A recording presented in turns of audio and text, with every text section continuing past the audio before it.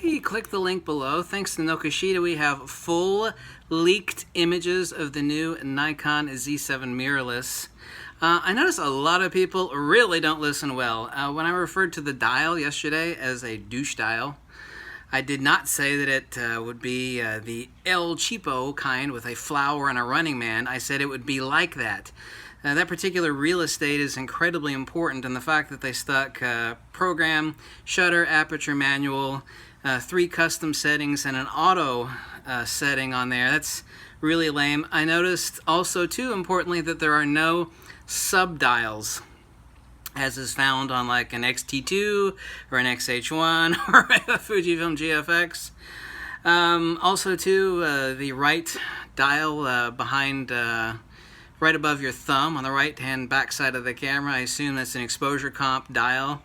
It has no markings on it at all. These are official leaked images from Nokoshita.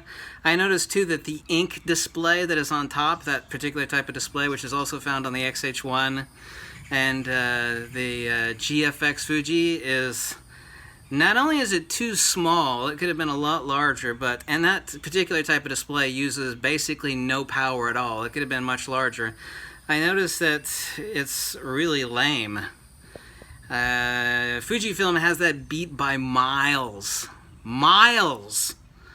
The dial on the left is still a douche dial. I think a lot of people just don't listen well. I did not say it was going to have like a flower, a macro icon, and a running person icon. Both of those type of dials, the one that you see on the Z7 in the images below. I also uploaded the images thanks to Nokoshita onto my Instagram, but click on the Nokoshita link below for the full released images of the new Nikon Z mirrorless camera. I noticed also too there's a latch on the front right next to the sensor. I don't want to speculate too far. I've got a really good idea what that's there for.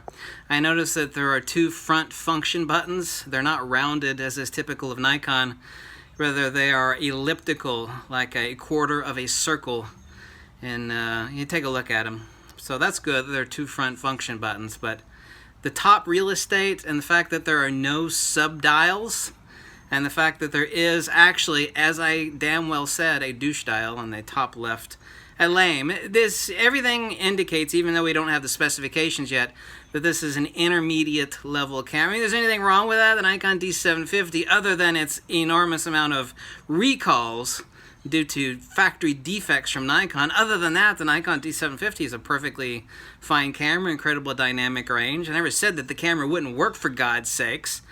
My point is that there were a lot of people that were hoping that the new Nikon mirrorless would be, you know, a professional mirrorless that has everything, including the kitchen sink, thrown into it, like the Fuji XH1, which obviously I know is a crop sensor. I know this is a full-frame sensor. Nevertheless, it is still not a pro-end mirrorless camera. So all those Sony fanboys out there right now, they should be doing this number. And you know I'm no fan of Sony, but every Sony fanboy should be going to Nikon over this camera, because this is not, undeniably, not a pro-end mirrorless camera that has, you know, everything thrown into it.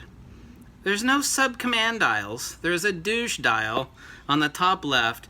The ink display not only looks cheesy, it is also too small. There is an enormous amount of real estate on the top right of the camera that is not used for anything. That sucks.